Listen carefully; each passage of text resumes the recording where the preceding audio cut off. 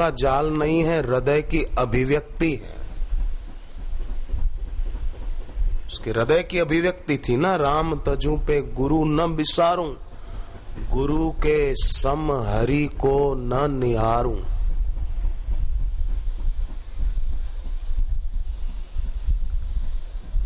आश्चर्य है, भगवान को भी गुरु के मुकाबले न रख सकूंगी। कबीर जी तो गुरु को परमात्मा के निकट लाए हैं और कहते हैं, गुरु गोविंद दोनों खड़े किसके लागू पाए, बलिहारी गुरुदेव की जो गोविंद दियो दिखाए। पहले प्रश्न उठाया है, किसको लागू पाए, क्यों प्रश्न क्यों आए, किसको लागू पाए, मतलब प्रश्न तो आया ना, गुरु गोविंद दोनों खड़े किसको लागू पाए, किसको प्रणाम करूं। प्रश्न तो आया ना कि दोनों सामने खड़े हैं, पहले किसको प्रणाम करूं। तो फिर कहा कि बलिहारी गुरु आपकी जो गोविंद दियो दिखाए। मैं गुरुदेव के चरण स्पर्श करता हूं, पर कारण बताया चरण छूने का, कारण बताया, बिना कारण के पैर नहीं छू रहा हूं। कारण यह है कि गुरु जी ने ईश्वर को दिखा दिया, इसलिए गुरु के पैर छूता हूं।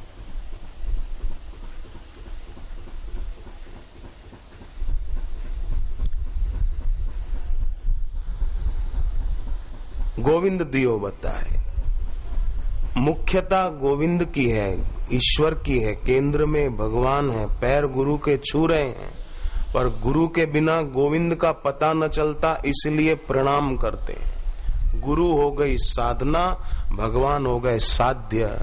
पैर छुए गुरु के, पर इशारा ये हुआ कि गोविंद गुरु के ऊपर है। बलिहारी गुरु आपकी जो गोविंद दियो दिखाए। गुरु नीचे हैं, वो ऊपर है।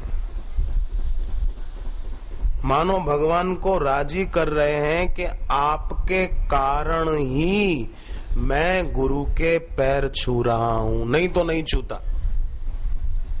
इसमें कोई ऐसा ना सोचे कबीर जी के लिए कुछ मैं निंदात्मक शब्द बोले, वो महापुरुष हैं, उनको प्रणाम है। पर सहजो बाई तो इस विषय में कबीर जी को थोड़ा पीछे छोड़ रही है। राजस्थान की सहजोबाई, सहजोबाई ने तो कमाल कर दिया कि गुरु के सम हरि को न निहारूं, हरि को गुरु के आसन पर मैं नहीं बिठा पाऊंगी। क्यों नहीं बिठा पाऊंगी कि उसके कारण है। मैं इसीलिए गुरु के सम हरि को न निहार। कैसी सहजोबाई की ऊंची और दिव्य अभिव्यक्ति है।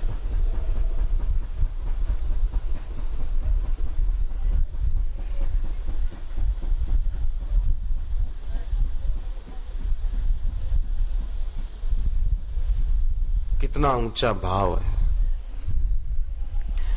कारण बताती है, वो कारण भी बहुत अच्छे बताए, बड़े प्रीतिकर कारण बताए हैं कि गुरु के सम हरि को न निहारूं। क्यों?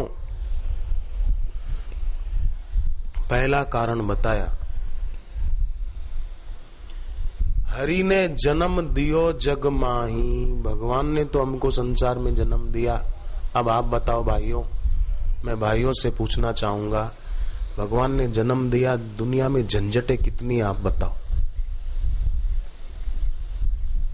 शादी नहीं की वो भी संसार में दुखी, और शादी कर ली वो भी बेचारे सुखी नहीं है।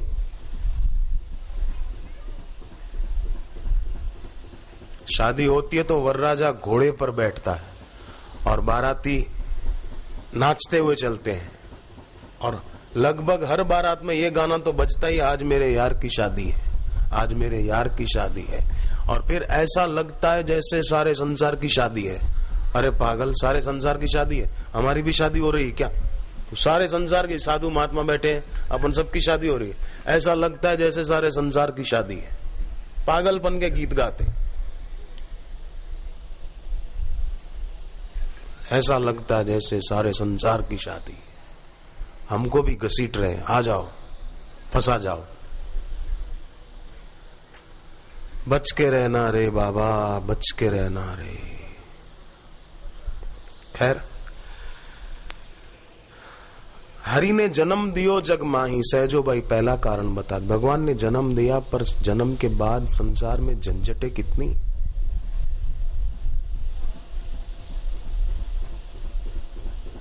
छोटा बच्चा बेचारा पेट में दर्द हो तो रो के गुजारा कर लेता है। किसको बोले मेरे को पेट में दर्द हो रहा है? कैसे बोले? उस तो बोल ही नहीं सकता छोटा बच्चा तो। और वही बच्चा बड़ा हुआ तो उसको अपने माँ बाप से दूर जाना अच्छा नहीं लगता। जा स्कूल में जाए तो फिर उसको पढ़ना अच्छा नहीं लगता। सीधी संसार की सत्यता ही घुसाई जाती है दिल दिमाग में। पहले तो बताते कि ग से गणेश, ग माने गणेश, क माने केशव कृष्ण, और अब तो बताते हैं ग माने गधा। पहले बोलते थे स माने सत्य, अब बोलते हैं स माने सत्यानाश।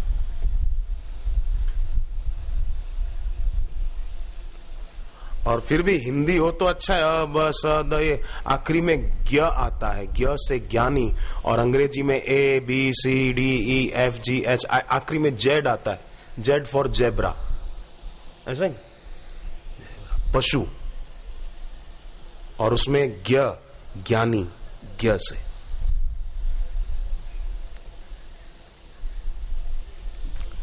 तो हरि ने जन्म दियो जग माही। स्कूल में फिर वही मेरा तेरा बढ़ता जाता है, पार्टियां बन जाती है, इलेक्शन होते हैं स्कूलों से ही, कॉलेजों में।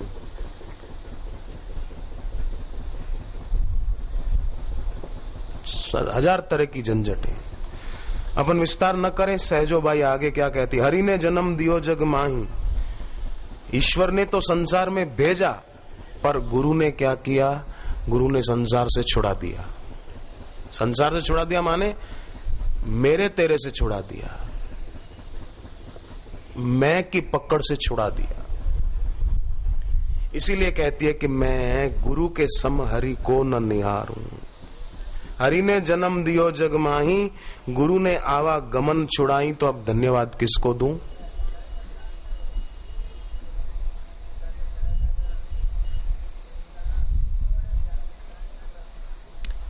बड़े प्रीतिकर कारण बताए। तुमने तो हरि अंधकार पूर्ण पथ पर भेजा, पर गुरुदेव ने प्रकाशमयी राह पर लगाया। ये स्वीकार है कि आप हमारे जन्मदाता हो, लेकिन इस जीवन में दुख संताप और पीड़ा के सिवाय और कोई उपलब्धि नहीं हुई। क्या इन दुखों के भार हेतु धन्यवाद दूं कि आपने बहुत दुख दिए? धन्यवाद नहीं। गुरु ने आवागमन छुड़ाई। दूसरा कारण बताया, हरि ने 5 चोर दिए साथा। 5 चोर दिए, 5 इंद्रियां लगा दी। आंख से किसी को देखा तो उसके प्रति आकर्षण हुआ, चाहे वस्तु हो व्यक्ति हो। देख देख कर ही तो लोग यात्राओं पे निकल जाते हैं ना।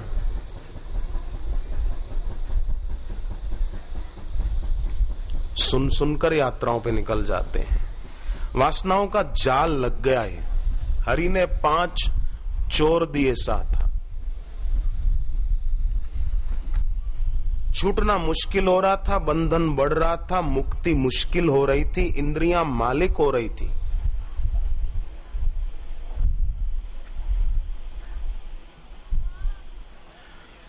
गुरु ने मुझे छुड़ाया, मेरी अनाथ स्थिति से मुझे छुड़ाया, मुझे सनाथ बनाया। तो किस कारण मैं गुरु को नीचे रखूं, नीचे स्थान पर, और हरि को ऊंचे स्थान पर? सहजो बाई कहती है। तीसरा कारण बताती है सहजो देवी के हरि ने कुटुंब जाल में घेरी। ये चाचा है, ये बच्चा जन्मा ना तो उसको पता भी नहीं चाचा माने क्या, पर पिता का भाई बोलते मैं चाचा बन गया। बड़ा भाई हो तो बोले मैं ताऊ बन गया, कोई बोलता मैं मामा बन गया, कोई माँ की बहन हो बोलती है मैं मासी बन गई। ऐसा होता। तो बच्चा जन्मा, संबंध लागू पड़ जाते हैं, बड़ा हुआ, पढ़ने गया, यार दोस्त बने, फिर शादी हुई, फिर उसका और परिवार आगे बढ़ा, और फिर उसमें भी कभी कुछ राग द्वेष, मेरा तेरा, लड़ाई झगड़ा तो चलता ही रहा। नौकरी के लिए अच्छी नौकरी नहीं मिलती, क्या करें, बड़ा टेंशन है। रुपया जितना चाहते हैं उतना सब कमा भी तो नहीं पाते। कई लोग तो अपना खर्चा कैसे चलाते हैं तो वो ही सज्जन जानते हैं। पर फिर भी घबराना नहीं चाहिए, एक बात ये भी है, और गलत फहमी में नहीं जीना चाहिए कि ये बच्चे और परिवार मेरे सहारे चल रहे हैं, मैं न होता तो इनका भरण पोषण कौन करता।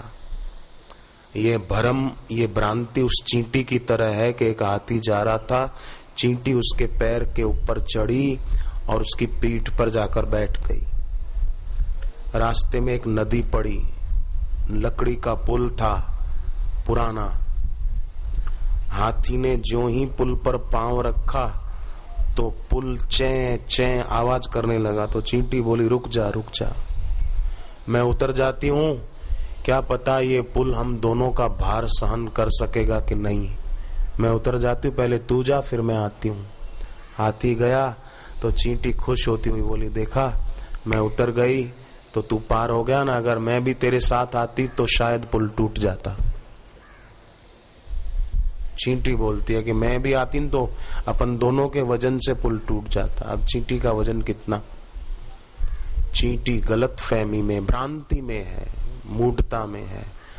ऐसे ही संसार में कई लोग भ्रांति में होते हैं कि मेरे कारण ये काम हो रहा है, हम न होते तो इनका ये काम नहीं होता। अरे आप और हम नहीं थे ना भाई साहब, तब भी ये दुनिया चल रही थी, नहीं चल रही थी। और आप और हम नहीं होंगे ना तो भी ये दुनिया चलती रहेगी। इसलिए कभी भी अपने ऊपर पोटलियां मत रख लेना कि हम नहीं होते तो क्या होता। अरे ईश्वर और गुरु नहीं होते तो क्या होता। मैं न होता तो ये सेवा कौन करता, मैं न होता तो ये काम कौन करता। अरे ईश्वर और सदगुरु नहीं होते तो क्या होता, ये सोचो। अब लगे हैं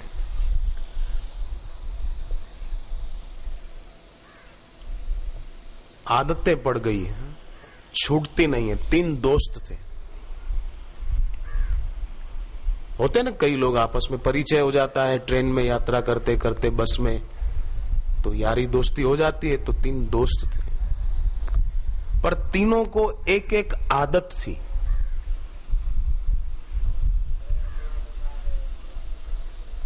तीनों को, एक को आदत थी बार बार आंख मलते रहने की, बार बार ऐसा करता रहता, कभी दोनों हाथों से बार बार आंख मलता रहता। अब दिन में 1 आध 2 बार कभी ऐसा करे, पर वो दिन भर करता रहता, आंख मलता रहता।